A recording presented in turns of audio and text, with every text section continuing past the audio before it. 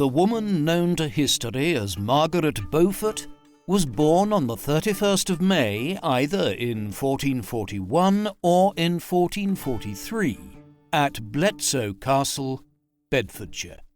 Her father was John Beaufort, Duke of Somerset, who was the grandson of John of Gaunt, the fourth son of Edward III, a genealogical connection that Margaret was to exploit in order to legitimize her son Henry's claim to the throne during the Wars of the Roses. Margaret's mother was Margaret Beauchamp, the daughter of Sir John Beauchamp of Bletsoe and the heiress to her family's fortune after her only brother, John Beauchamp, died childless and unmarried in 1421,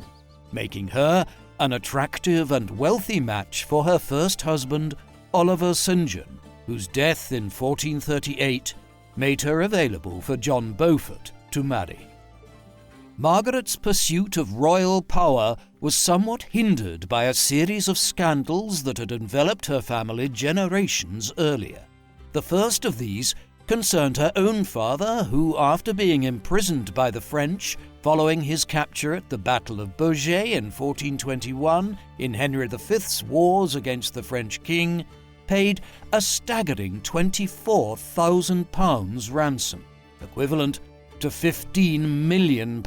today, to secure his release over 17 years later in 1438. However, although he was impoverished by the extortionate price he had to pay for his release, he did benefit financially when he married Margaret from the vast estates that she held around Bedfordshire, Wiltshire and Dorset. Although Margaret was the sole product of her mother's marriage to John Beaufort, Margaret Beauchamp was much more fruitful in her previous marriage, and so her daughter had many half-sisters and half-brothers, namely John, Oliver, Edith, Mary, Margaret and Elizabeth St. John, a side of the family that Margaret Beaufort remained close with throughout her life.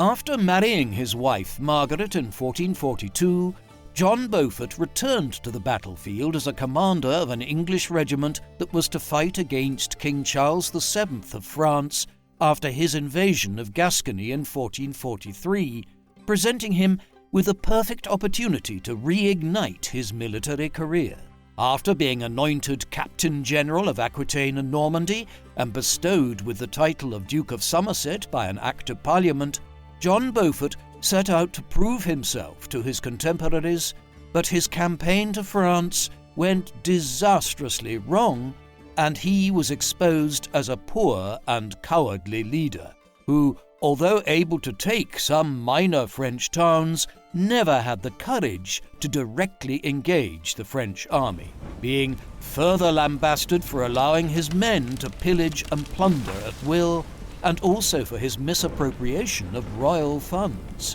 which he used to enrich himself. Returning to England after his disappointing tour of duty, Henry VI was so infuriated with his conduct that he refused to see him, and John Beaufort was left with no other option but to retire to his country estate in Dorset, where, eaten away with unbearable shame, he decided to take his own life on the 27th of May, 1444. His young daughter was barely a year old at the time. The humiliating conduct and death of Margaret's father was compounded by another, even more serious family transgression that happened even earlier, as the Beauforts' link to royalty was always somewhat tainted due to the fact that they originated from an initially illegitimate offshoot following John of Gaunt's relationship with Catherine Swynford, the governess to his children from his first marriage to Blanche of Lancaster. Following the death of John's wife Constance in 1394, the woman he had been unfaithful to, his relationship to Catherine was legitimized after they married in January 1396, which meant that all his future offspring would be officially recognized as having royal blood. Yet, despite this, the fact that some of their children had been born out of wedlock meant that the scandal surrounding John of Gaunt lived on throughout the years, persisting all the way up to his great-great-grandson, King Henry VII, where it was used as a tool to invalidate his reign. Margaret herself was a woman of remarkable devotion, kindness, and generosity, and later in her life used her almost inexhaustible funds to donate heavily to the Church, an institution she had the utmost respect for and that represented the Christian religion that would serve as a guiding light for her in some of her darkest hours, especially regarding the safety of her son, as Margaret was a dedicated family woman who found purpose in her life safeguarding the Tudor bloodline, a desire that was emulated by the care and attention she always showed towards her beloved Henry, her only child, a primal protective instinct she also extended to her dearly loved grandchildren, who she adoringly showered with gifts. The seriousness in which Margaret approached the survival of her bloodline could often spill over into her mischievous sense of humour,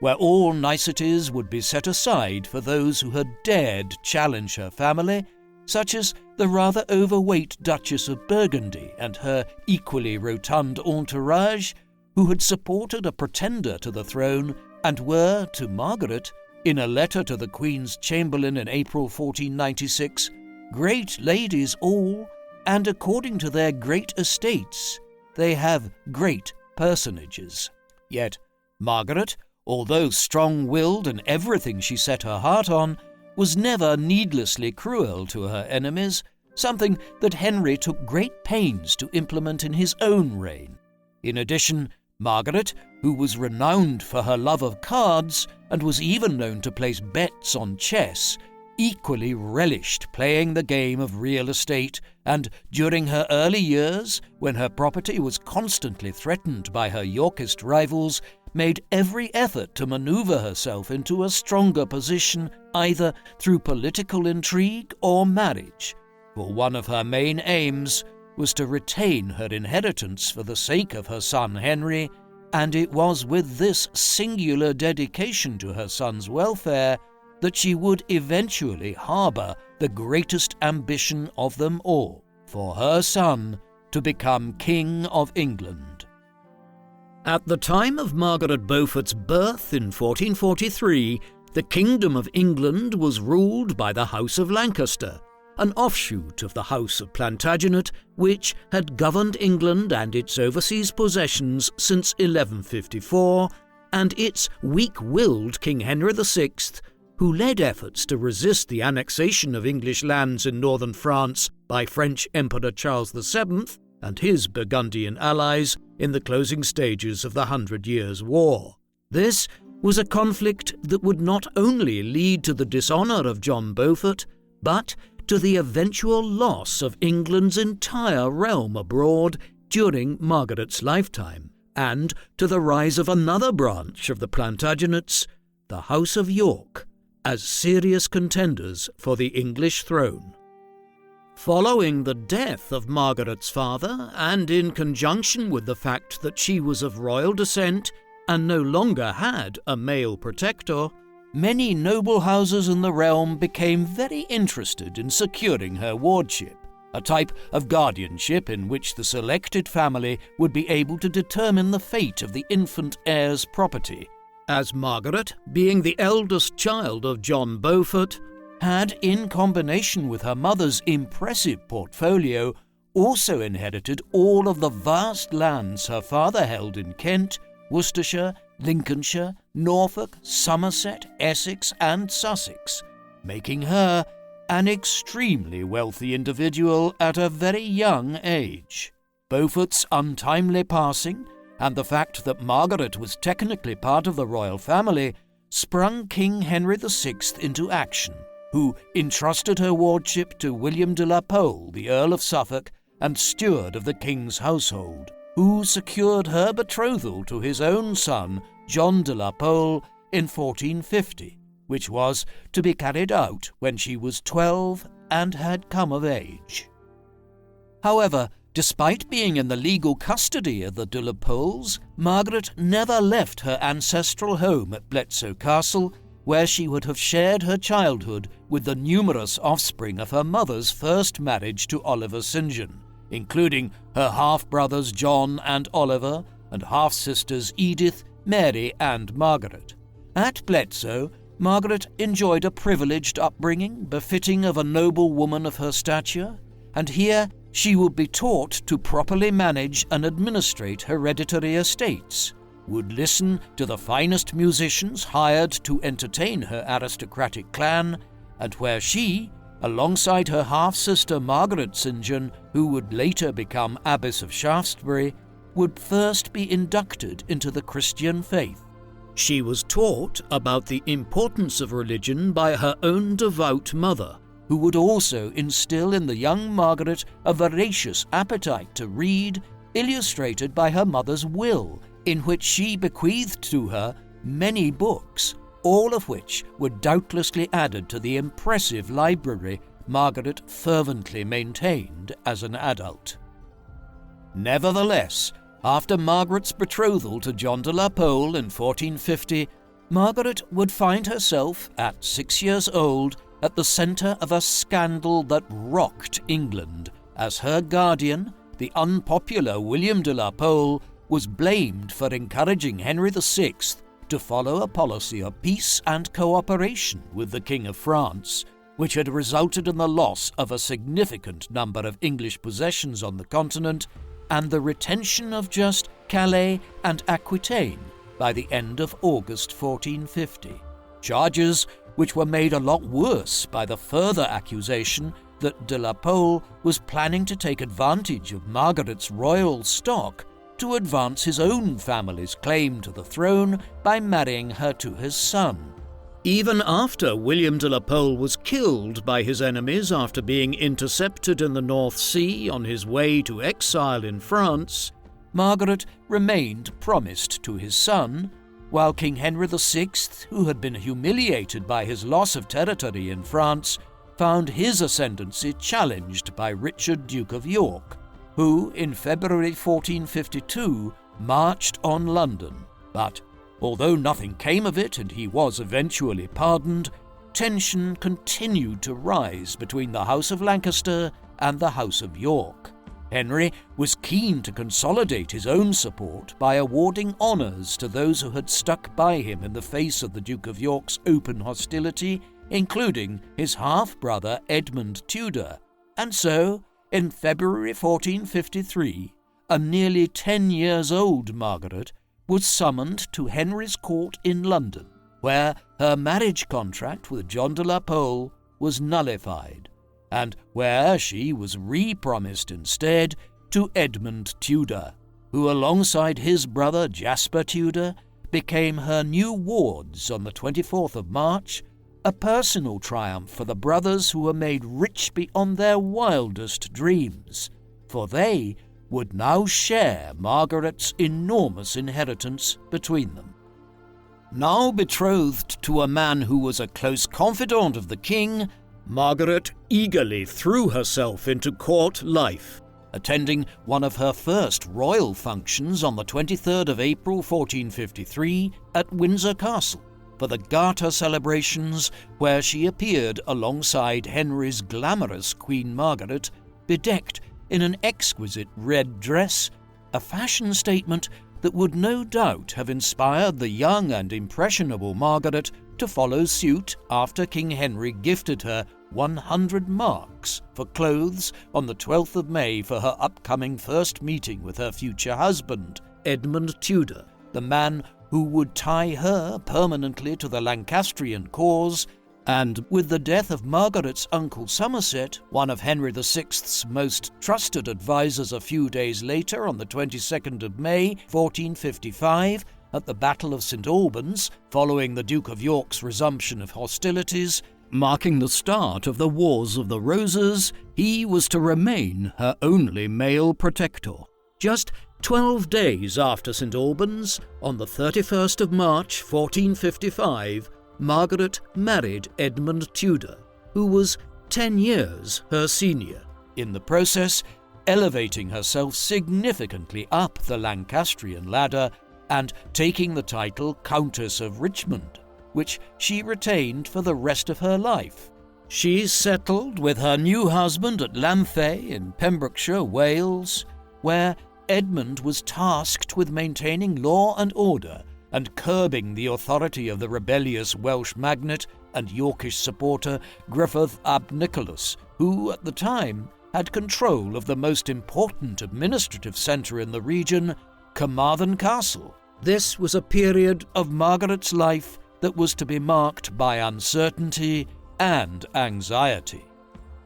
The first fray occurred when Edmund successfully seized the castle at Carmarthen, compelling the Yorkists to reply by sending a force under the command of Sir William Herbert and Sir Walter Devereux, whose 2,000-strong regiment proved too strong for Edmund, and whose brief imprisonment on the 10th of August 1455 caused Margaret great despair, as the couple had successfully consummated the marriage, and she was deeply afraid for the safety of her unborn child. Although Edmund was released, to the great relief of his teenage bride, an even more tragic twist of fate was to happen when Margaret was just 6 months pregnant, her marriage abruptly ending following Edmund's death from the plague on the 1st of November 1456, a disease that Margaret, now alone and vulnerable in hostile territory, was so terrified would also kill her and the baby growing inside her, that she requested every medical treatise on the illness that she could find, in an obsession to keep it at bay.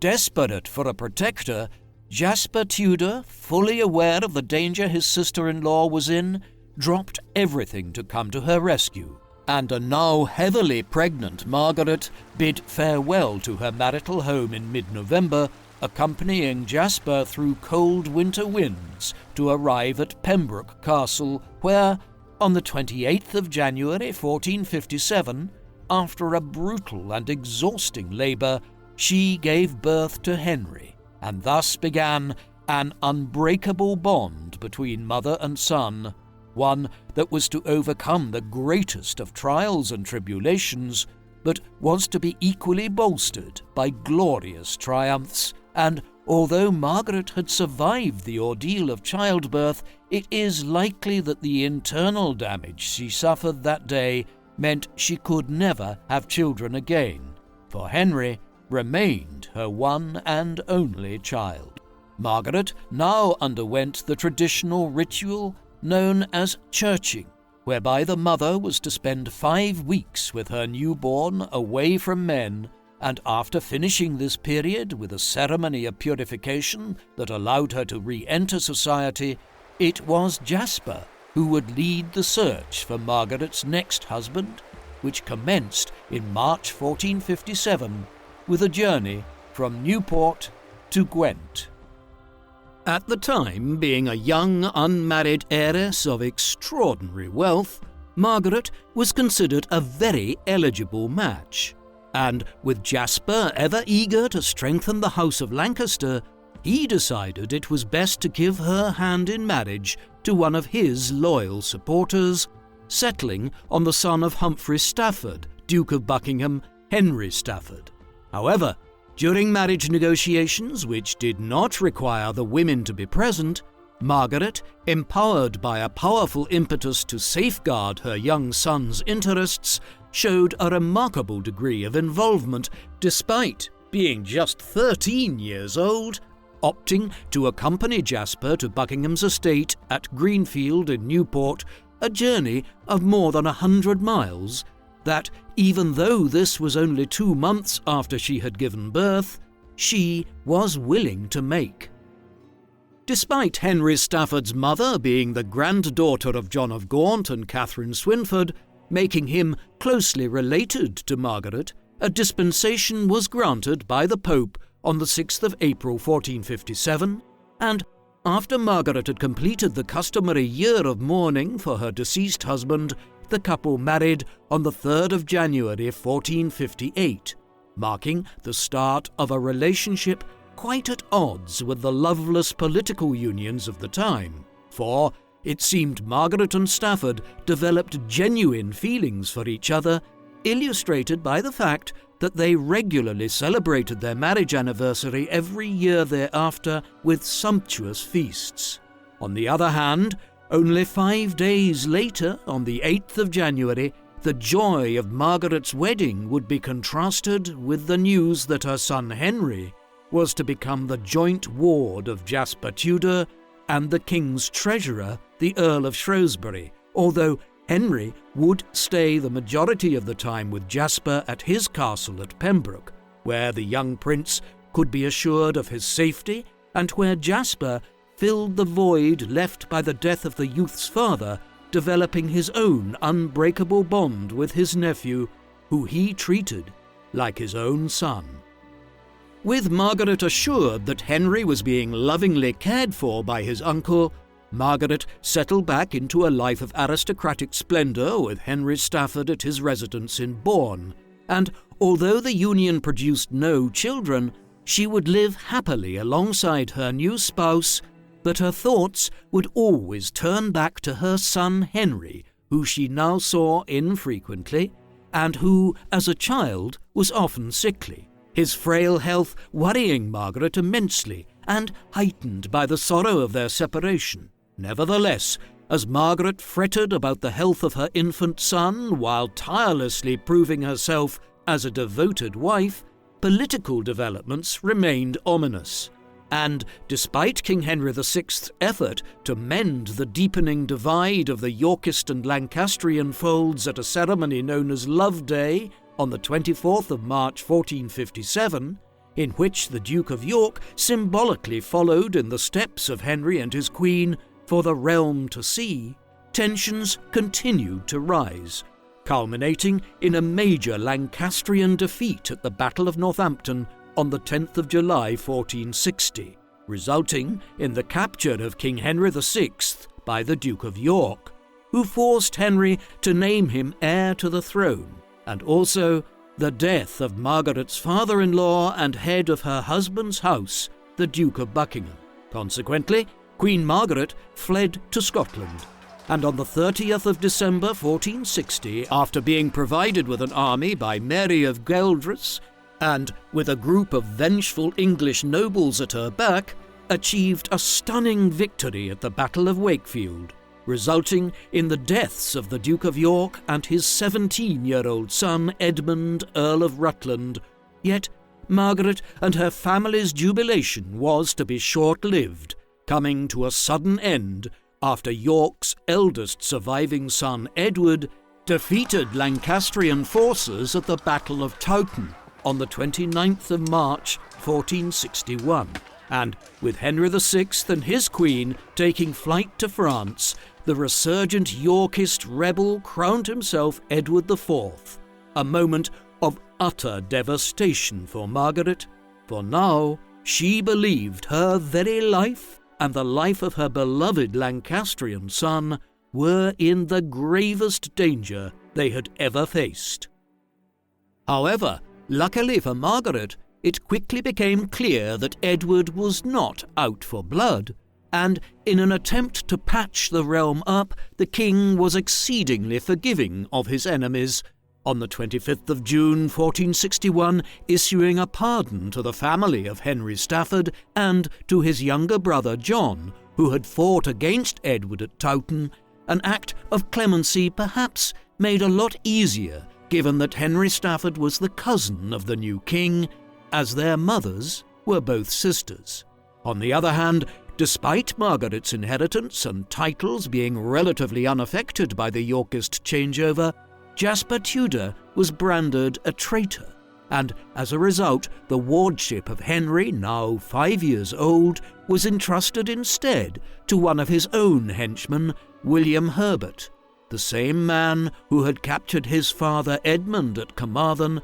who, to help further his cause, paid the king £1,000, around £643,000 in today's money, for the honour of being Henry's guardian, resulting in Henry moving across Wales from Pembroke to his new home at Raglan Castle. Like before, Margaret would endeavour to maintain as much contact as possible by frequently sending her son letters, who, for the first time, would be able to mix with other children of noble stock at Raglan, as William Herbert, and in particular his wife Anne Devereux, took a serious interest in the well-being of their young charge, providing him with great comfort and support, something the young Henry would never forget even as king, when he later welcomed Anne Devereux to his court with open arms. Yet, even though Henry was treated gracefully by Edward, to Margaret's anger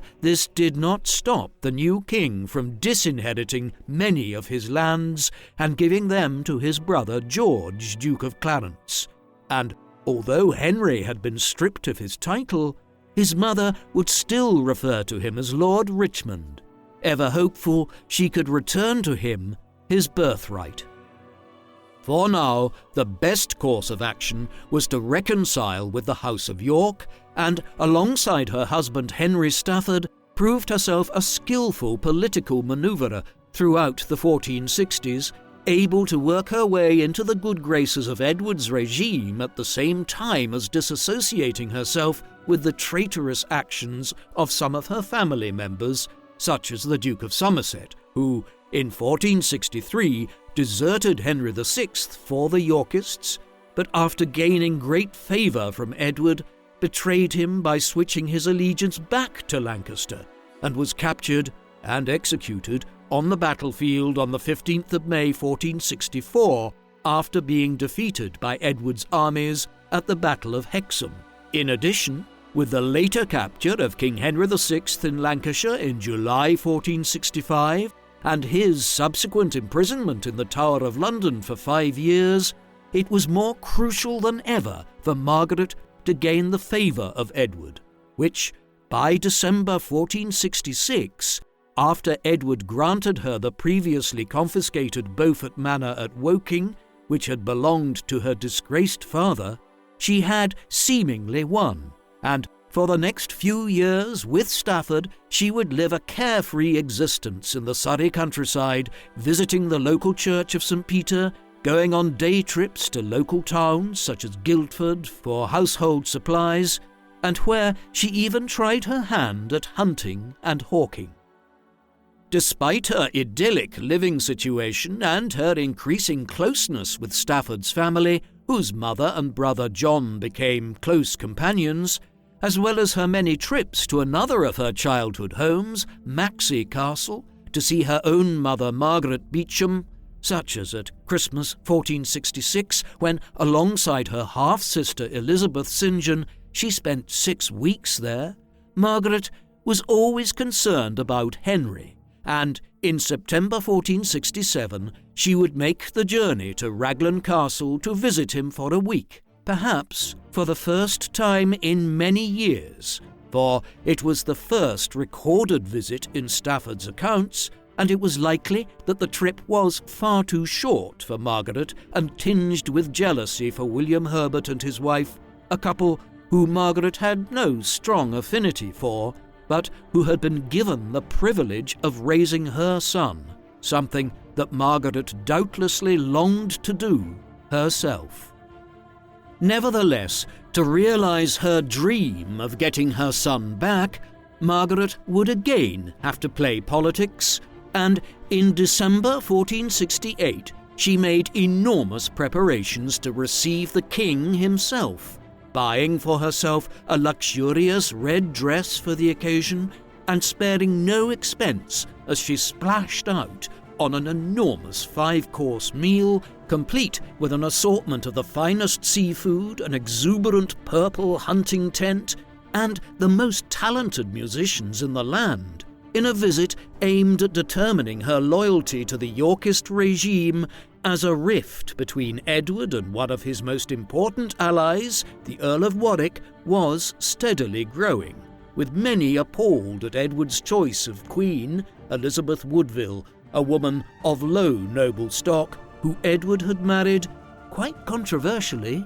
for love. Yet Margaret's fealty to Edward, however necessary, would once again land her son in great peril, for her son Henry, accompanying his guardian William Herbert, became involved in the ensuing conflict between the king and the Earl of Warwick at the Battle of Edgecote on the 24th of July 1469, a crushing defeat for the Yorkist faction that led to the capture and execution of William Herbert, and when news of the outcome came to Margaret, she feared for her son's life, spending an inordinate amount of money to find out if he had been struck down like his guardian. But, to her relief, Henry had indeed survived, and had been whisked far away to Webley Castle in the care of Anne Devereux, and with Henry VI seemingly in the ascendancy, and William Herbert deceased, Margaret pounced on the opportunity to reclaim custody of her son and his birthright in a visit to London on the 24th of August, but to no avail. When the realm was resettled on the 3rd of October 1470 and Henry VI was reinstated, Margaret's luck turned for the better when she was finally given the opportunity to meet Henry again, this time in the company of the king himself, keen to meet the progeny of his greatly missed half-brother Edmund, who granted them an audience at Westminster on the 27th of October. And although it was decided that Henry was to resume being Jasper's ward, it was also proclaimed that Henry should spend some quality time with his mother beforehand. Margaret was elated, and in the next month, November, she would spend 2 weeks with her teenage son, who accompanied them to Woking, where she entertained him with a tour of the Surrey countryside, and where most likely the bond between mother and son was reinforced even further. But before long, Margaret would be heartbroken again as Henry left her company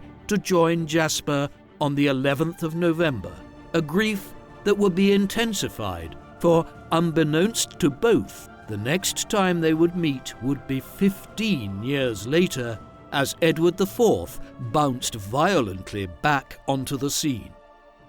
On the 11th of April 1471, Edward, who was popular in the capital, marched on London to great fanfare, declaring himself king and imprisoning Henry in the Tower of London. And on the 4th of May he went on to defeat a rescue force sent by Henry's wife Queen Margaret at the Battle of Tewkesbury, brutally slaughtering the young heir to the throne, Edward of Westminster, before banishing Queen Margaret back to France and murdering King Henry VI on the 21st of May, an unexpected turn of events that had profound consequences on the standing of the young Henry Tudor. Margaret did not openly grieve the deaths of her Lancastrian kinsmen, for now, with the extinction of the Beaufort male bloodline, the crown was passed onto the female line, of which Margaret was the oldest and, by extension, her son Henry.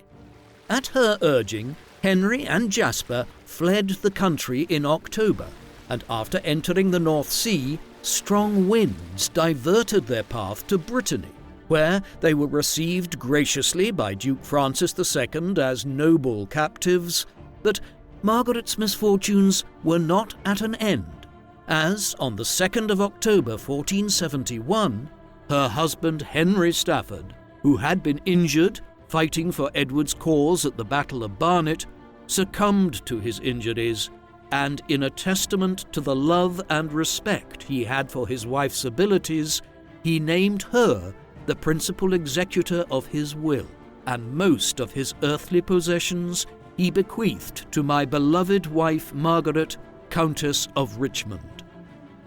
In the meantime, being the mother of a potential rival to Edward IV, Margaret found herself in an incredibly precarious position, and in order to improve her standing, she opted for a pragmatic marriage with pro-Yorkist Thomas Stanley, the steward of the king's household, and while Margaret benefited from the closer proximity to the Yorkist fold, Stanley profited from the sizable inheritance his marriage to her entailed, a union of convenience cemented by a wedding ceremony that took place on the 12th of June 1472. But despite Margaret's essential political shift, she was also looking out for her son, placing some of her own ancestral lands in Devon and Somerset in a trust on the 2nd of June 1472 for Henry to claim in the event that he returned. Margaret, however, was not content with living life on the sidelines,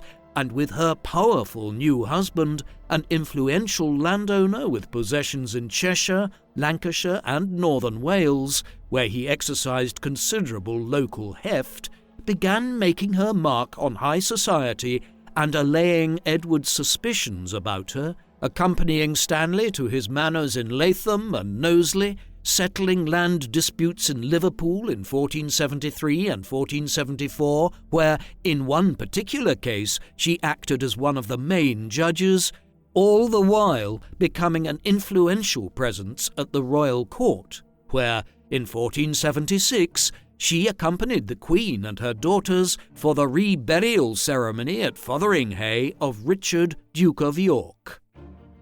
Despite her newfound popularity at the Yorkist court, Margaret maintained secret communications with her vagabond son, urging him not to return to England and to regard Edward's pledges with suspicion, for the Yorkist king was trying to lure Henry back to England with promises of wealth, titles, and even marriage to his own daughter, which were no doubt insincere and would only lead to the young prince's death. It was clear that Henry deeply respected his mother's counsel, for in November 1476, after Francis II agreed to return Henry to Edward on the condition he was treated respectfully, Henry, faking illness, managed to escape the clutches of the English envoys sent to apprehend him by taking refuge in a church. And after Henry's pursuers were driven off by townsfolk offended that they would breach the sanctuary of God,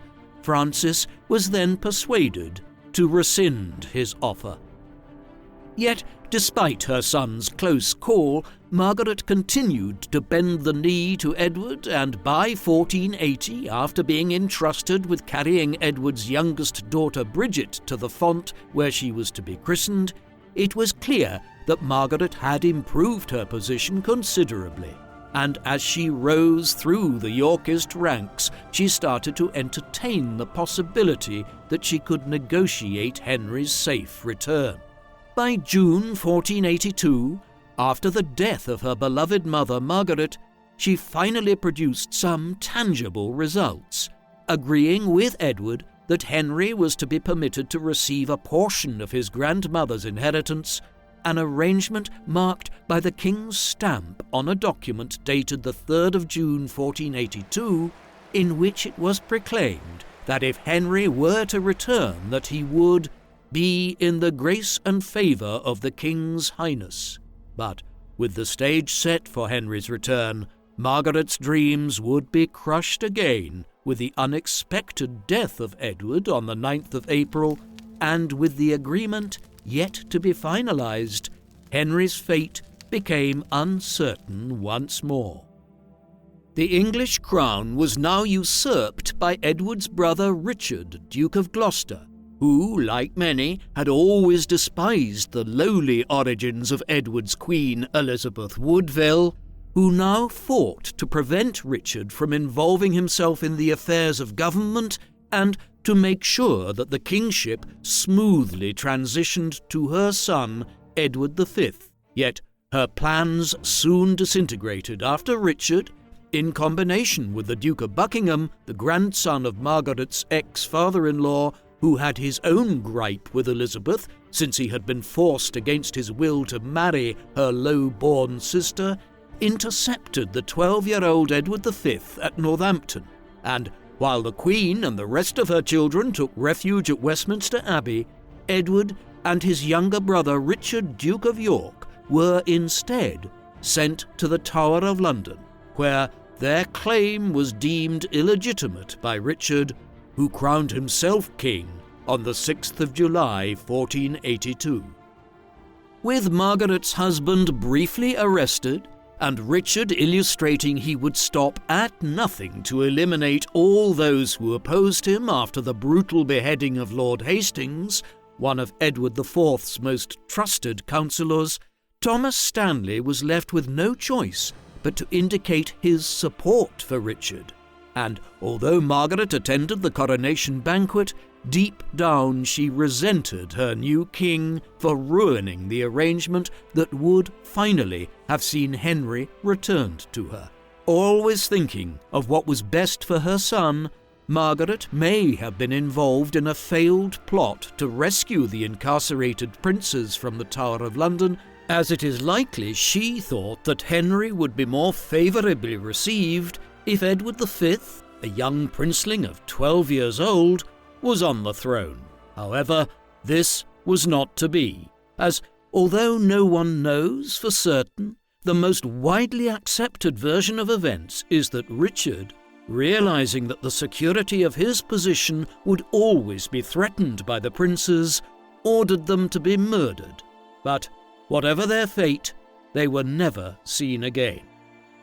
With the disappearance of the young princes, and with the popularity of the usurper Richard III, who proclaimed his own son Edward as his heir, dwindling as a result of the widespread rumour that he had sanctioned the killings of his own nephews, Margaret's dedication to her son took on a whole new dimension, as now it was her mission to make Henry, with his pure Lancastrian blood, the King of England. Yet first, she would have to legitimize his claim, as Henry was unknown to many people, having spent a large portion of his life in exile. First, Margaret would have to arrange a marriage that would further validate his claim in the eyes of the people, and so began negotiations with the family of the deposed Queen Elizabeth, the Woodvilles, whose daughter, Elizabeth of York, was the perfect candidate. For since the deaths of her brothers in captivity, many in the realm believed her to be the rightful heir to the throne. With the Woodvilles being heavily guarded at Westminster Abbey by Richard's men, Margaret employed the help of her trusted Welsh physician, Dr. Lewis of Caerleon, who, entrusted with the marriage proposal, was able to pass through to Queen Elizabeth on the pretext that he was seeing a patient, and without arousing the suspicion of the men outside, he was able to deliver Margaret's message, which Elizabeth, stricken with grief for the disappearance of her two sons and offered a chance to exact revenge on their murderer, firmly agreed to.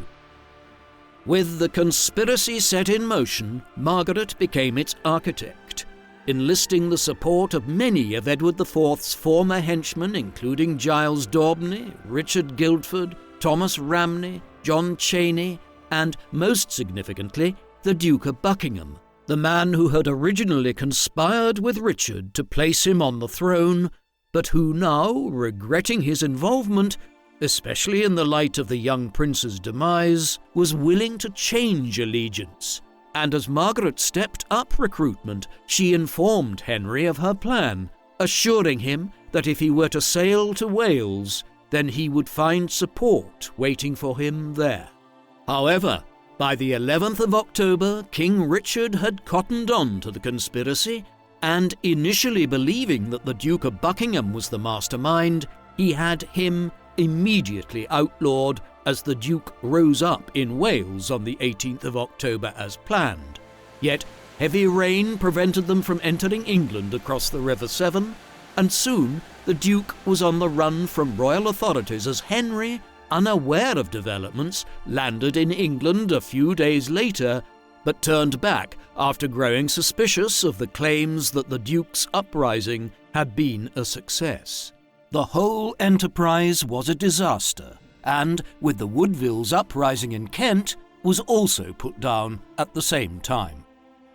Following the capture and decapitation of the Duke of Buckingham at Salisbury Market-Place on the 2nd of November, Richard became aware of Margaret's involvement in the plot, and suddenly she was at his mercy, and her life was only spared because the king, aware that he was deeply unpopular, realized he needed the support of her husband Stanley as a counterbalance to ensure his own political survival. But despite Margaret's miraculous escape, Richard was able to dish out reprisals for her treachery in other ways, and in a devastating blow to her prestige, declared that all of her lands, which she had sought to protect and maintain throughout her life, were to be transferred to her husband, Stanley, and that for the foreseeable future, she was to remain under house arrest, with her husband as her jailer.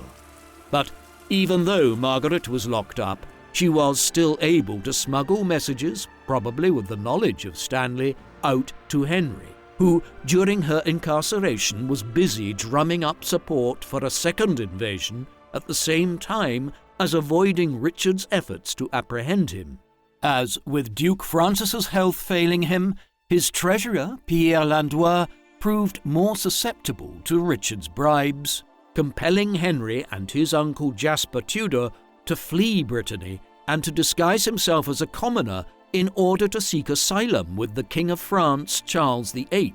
at the time a 13-year-old boy, whose sister and Queen Regent, Anne de Beaujeu, luckily accepted him. Richard III was not so fortunate, as his own son Edward had suddenly died on the 9th of April 1484, and with his queen Anne unable to bear more children, rumours began to emerge that, to the alarm of Margaret, Richard was planning to marry Henry's betrothed, Elizabeth of York, whose beauty had started to become noted by the courtiers and nobles of the realm, adding a real sense of urgency as Henry organised his second attack. As Richard prepared his army and set up his headquarters in Nottingham for the coming invasion, he also took care to mount a scathing propaganda campaign against Henry, and it was here that Margaret's checkered family history came back to haunt her, as, in a bid to delegitimize his rival Richard, he made sure to point out that her great-grandfather, John of Gaunt, had committed double adultery, and that as a result, Henry's claim to the throne, predicated on an untainted connection to the royal bloodline, was invalid. With Margaret communicating with her son every step of the way, Henry, with a 3,000-strong force at his back, which he was hoping would increase once he was in Britain, set off from Harfleur on the 1st of August 1485, and on the 7th of August he disembarked at Milford Haven in Pembrokeshire on the Welsh coast, marching through Wales unopposed before setting up camp at Merivale Abbey, where, in the evening of the 21st of August, Henry was joined by his loyal followers, including John Wells, Margaret's half-brother. The next day, on the 22nd of August, both armies met at Market Bosworth, but with Richard the more experienced battle commander and possessing 3 times as many men, Margaret would doubtlessly have been worried about the outcome of the battle, for, in contrast, Henry had no battlefield experience, but as battle commenced, it was Margaret's own husband Stanley who betrayed Richard and turned the tide in Henry's favour, and Richard was struck down as his horse slipped at the edge of a bog. To great fanfare, Henry entered Leicester, and to shouts of "God save King Henry," passed the first decree of his reign, informing the public that Richard was dead and that the men who fought the battle could all return back home, while Margaret penned the auspicious news in her Book of Hours, simply writing, "This day King Henry VII won the field, where was slain King Richard III."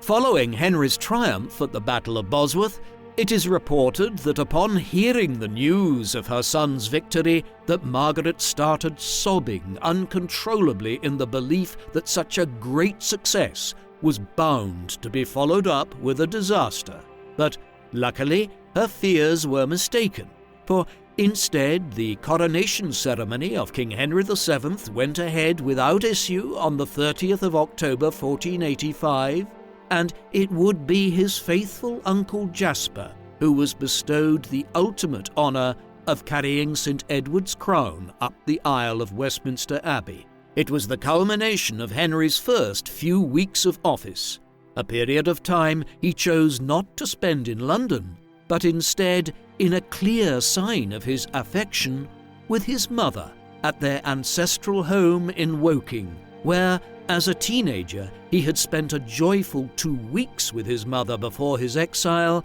and a place that would always be dear to his heart. And throughout his reign, Henry would show himself eternally grateful for the tireless support of his mother, writing in a letter to her, "I shall be as glad to please you as your heart can desire it, and I know well that I am as much bounden to do so as any creature living for the great and singular motherly love and affection that it hath pleased you at all times to bear towards me." And indeed, convening his first Parliament on the 7th of November 1485, Henry gave everything to his mother, proclaiming her to be a femme sole, a woman who did not require her husband's consent and was solely responsible for all of her business affairs, at a stroke making Margaret one of the most powerful women in England. And as an illustration of the implicit trust he had for his mother,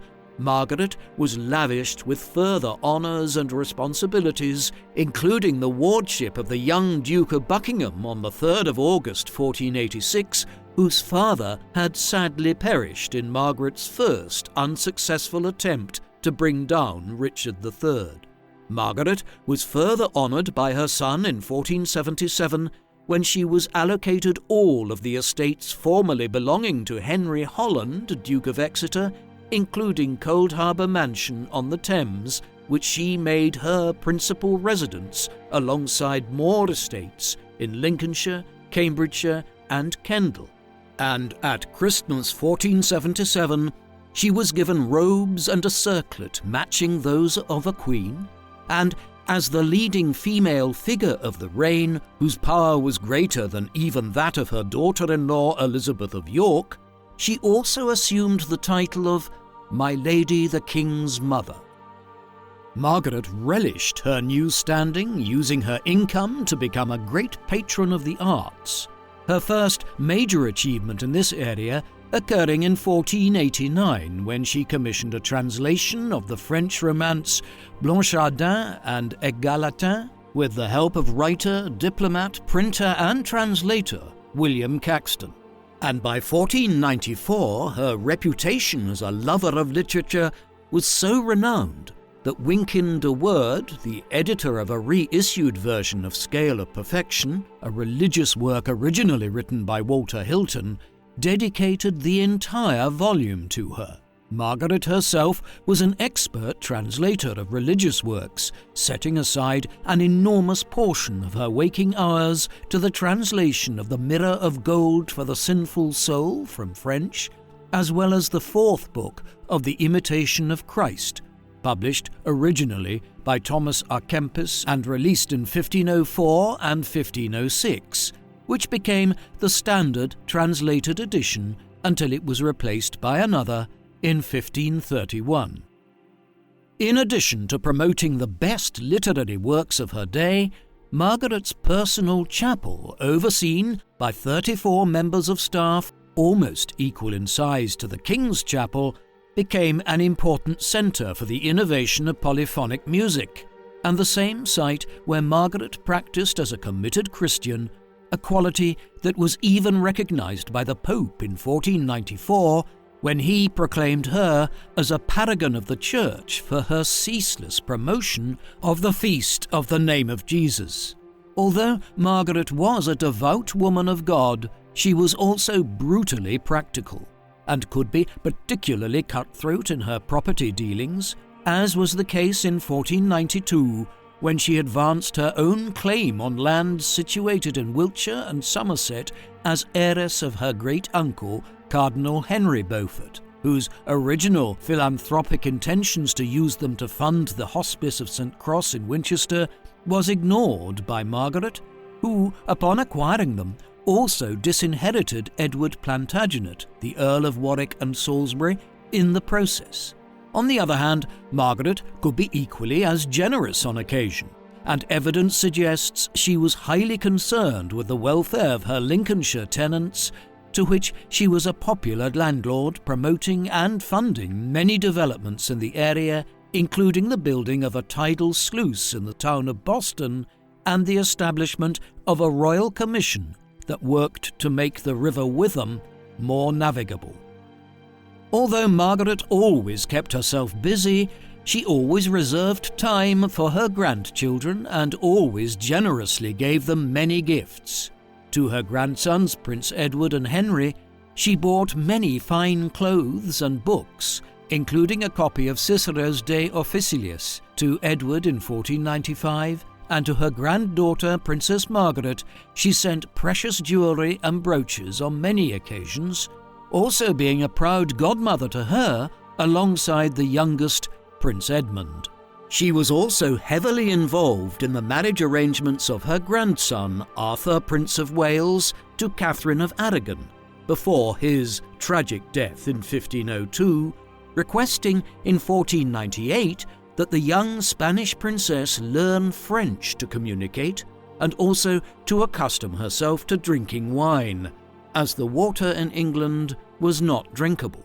before she entered the royal court, and, in an indication that she liked to know everything about a newcomer entering her beloved family, she even had a list of Catherine's attendants drawn up. With Arthur and Catherine of Aragon married by proxy in 1499, Margaret eagerly recorded Catherine's arrival to Plymouth in her Book of Hours on the 2nd of October 1501, and she was in attendance for their wedding on the 14th of November, preparing a great celebratory feast at Cold Harbour afterwards, intending to impress her Spanish guests, and on the 5th of July 1503 she would again play the role of gracious hostess by entertaining the entire royal family before her granddaughter Margaret went north to marry James IV of Scotland to become the Queen of the Scots.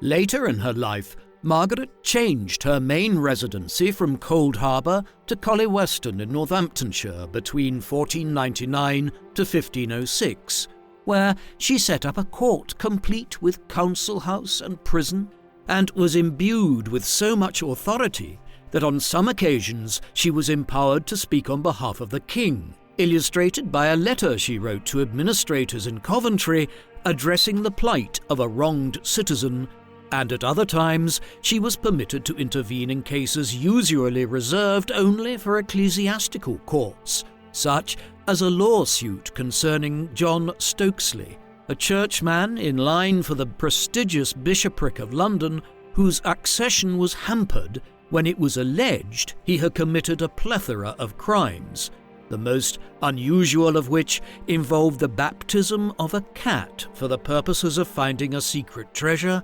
and another involving the Holy Maid of Leominster, whose fantastical claim that she only needed the bread and wine of the Eucharist to survive was quickly found to be patently false. By 1504, Margaret's annual income was over £3,000 a year, allowing her to splash out on the finest jewels and to increase the size of her household to such a degree that it rivaled even the king's. But at the same time, Margaret always took her duties very seriously and made sure that her royal status was always highlighted either through the royal insignia embellished on her surviving Book of Hours, or through her carefully styled signature of Margaret R., which she began to adopt from 1499. Her dedication to the maintenance of the Tudor regime was further seen in her desire to keep up to date with foreign relations, such as when she requested a detailed pamphlet be sent to her concerning the visit of King Philippe of Castile in 1506, or the way in which she tirelessly attempted to strengthen the Tudor position by relentlessly pursuing her family's claim to the lands of Orléans in France, which were, in her mind, wrongfully owned by King Louis XII. She felt so strongly about the matter that in 1502, despite being 52 years old, she undertook the grueling journey to Calais to lodge her grievance.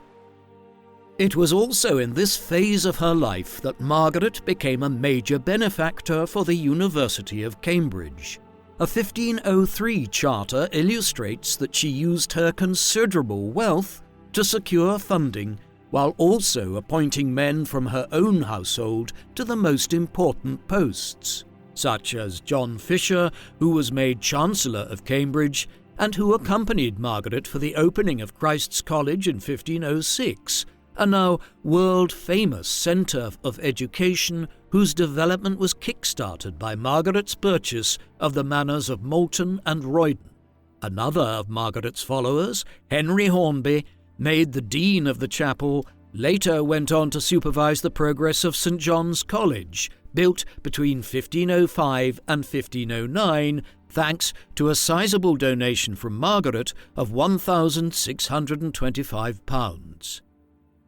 At New Year 1507, 3 years after the death of her husband Stanley on the 29th of July 1504, Margaret received the news that her son Henry, now 50 years old, had become dangerously ill with quinsy, a bacterial infection of the tonsils, the seriousness of the matter becoming evident after he was unable to eat or drink for 6 days straight, causing Margaret's motherly instincts to kick in, and so determined was she to nurse him back to health that she moved to Richmond Palace to take charge of the king's household, but alongside medical supplies she also insisted that black material be delivered to her. Such was her fear that Henry would slip into death, but fortunately, by the autumn, and to Margaret's relief, Henry had fully recovered.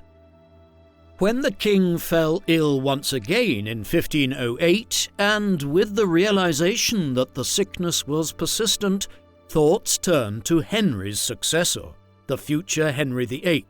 a popular figure at court who had turned 16 years old in June 1507, and a grandson that Margaret doted on, and had that month given him his first ever saddle and harness to celebrate his first joust. But the young prince found he would have to adapt to kingly life quicker than he thought in February 1509, when Henry VII once again was struck down by pestilence, this time tuberculosis. Margaret again rushed to Richmond, and ready to stay there as long as possible arranged for all of her belongings, including even her favourite bed, to be transported. But Margaret and all who attended the dying monarch realized at once that the diagnosis was grave, as, according to one source, all that stood about him scarcely might contain them from tears and weeping.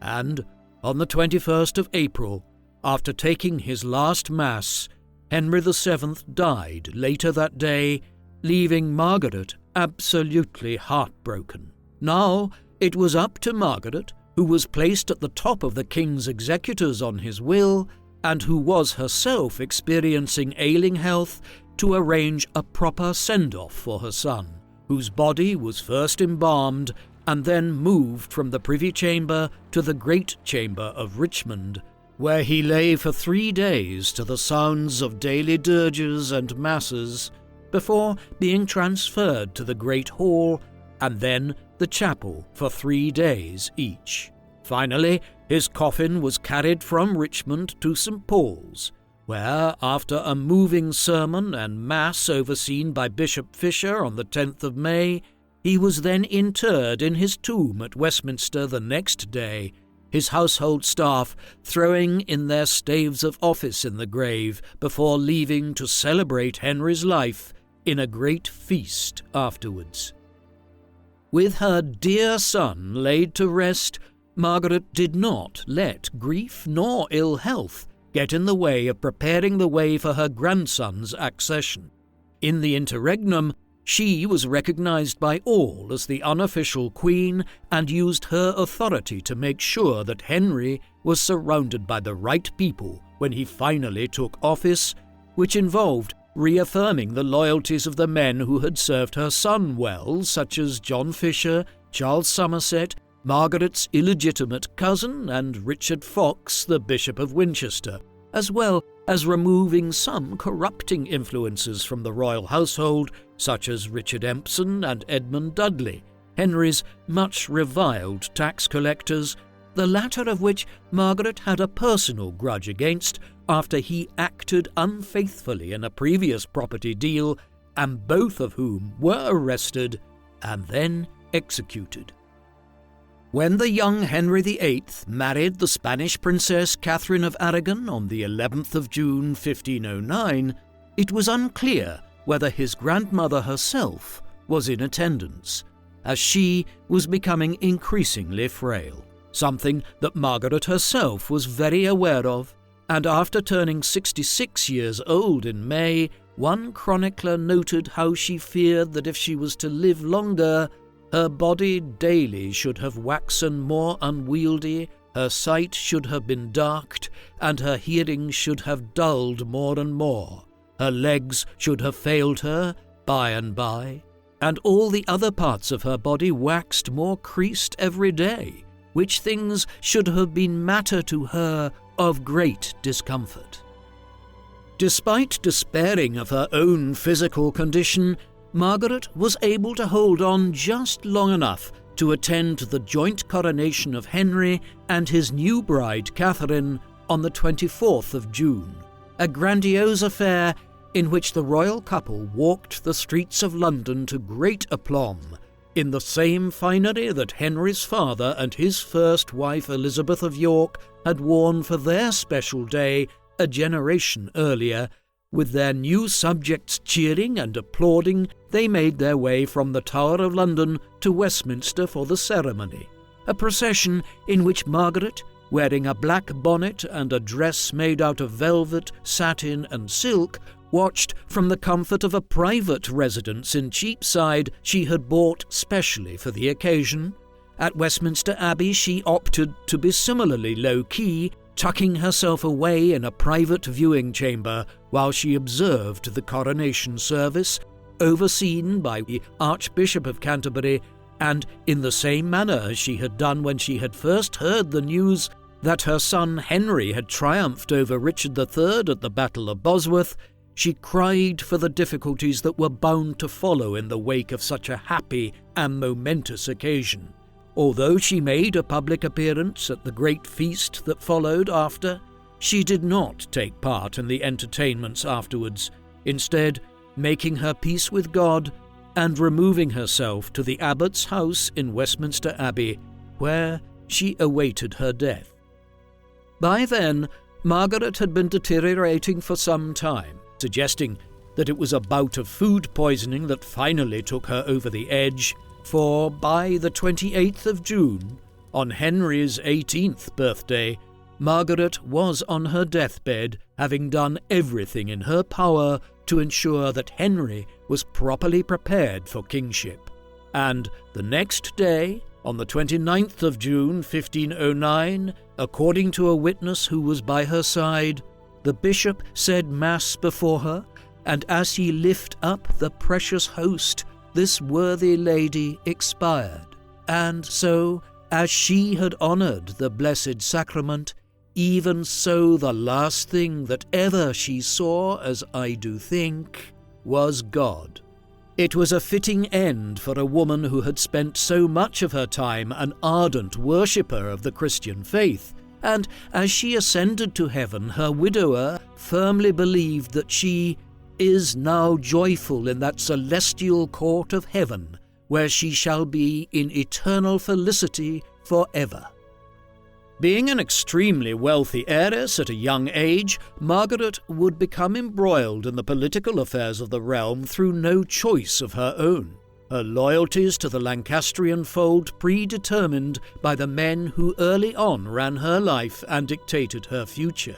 As in her formative years after the death of her father, when, as a 1-year-old baby, she had no independence of her own, Margaret would prove a useful political pawn for Henry VI to auction off to the highest bidder, and with the added attraction of her royal blood, however tainted, he was easily able to find buyers, the first being William de la Pole, who decided to immediately betroth her to his son John de la Pole. As an oblivious 6-year-old girl, Margaret would become the centre of a scandal that rocked the very foundations of the kingdom after accusations that William de la Pole was using his young charge to make his own beeline for the throne. And just as quickly, Margaret's fate would be determined again by powerful men, taking her down a path that would ultimately put her squarely in the Lancastrian camp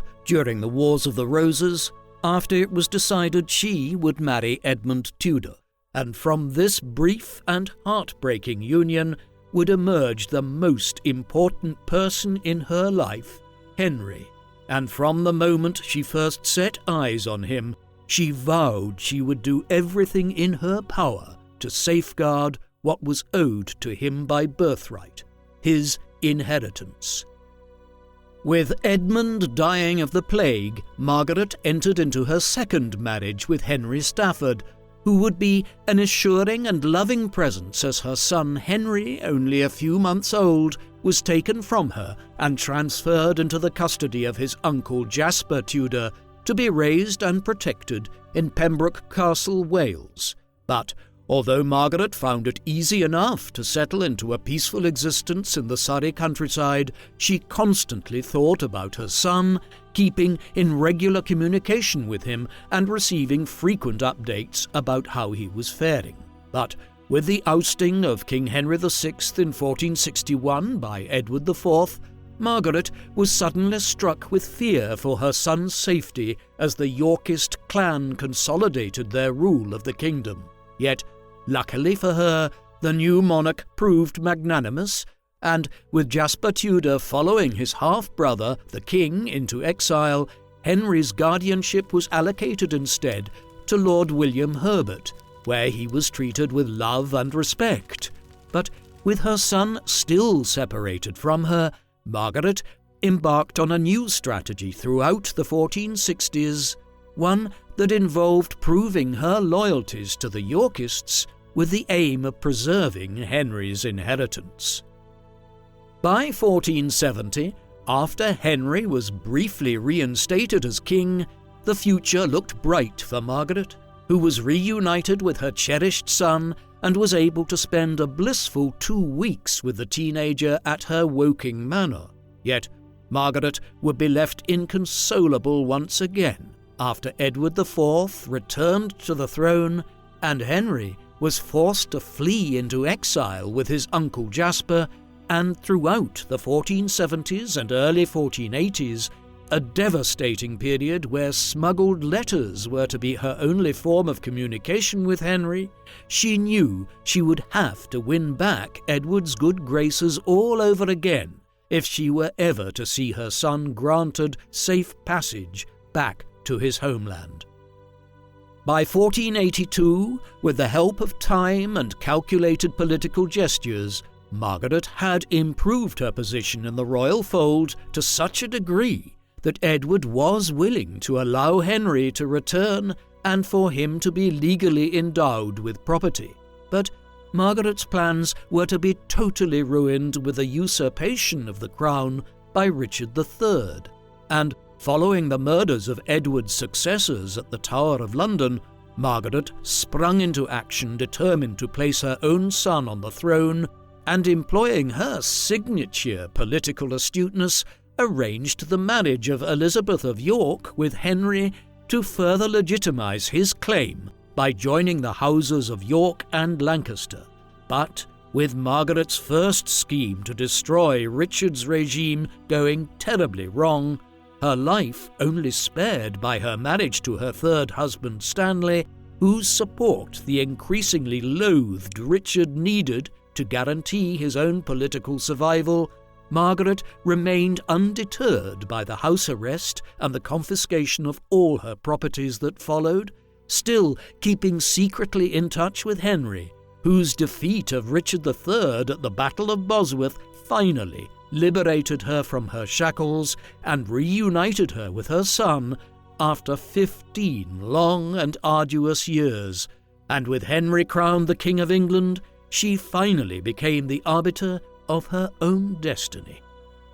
As the king's mother, Margaret became the most powerful woman in the realm, and with her inheritance and income now assuredly protected by her femme sole status, she began shaping England in her own image, enriching and entrenching the Tudor family into the very fabric of society via her hawkish accumulation of landed estates, setting up her own judicial system in the East Midlands at Northampton, where her sound and respected judgment saw her regularly intervene in normal as well as ecclesiastical courts, using her vast resources to fund the translation of monumental literary works, nursing the intellectual heritage of the realm by heavily investing in Cambridge University, all the while moulding herself into a paragon of faith and making sure to give generous offerings to religious institutions and to diligently follow the rituals and rites of Christianity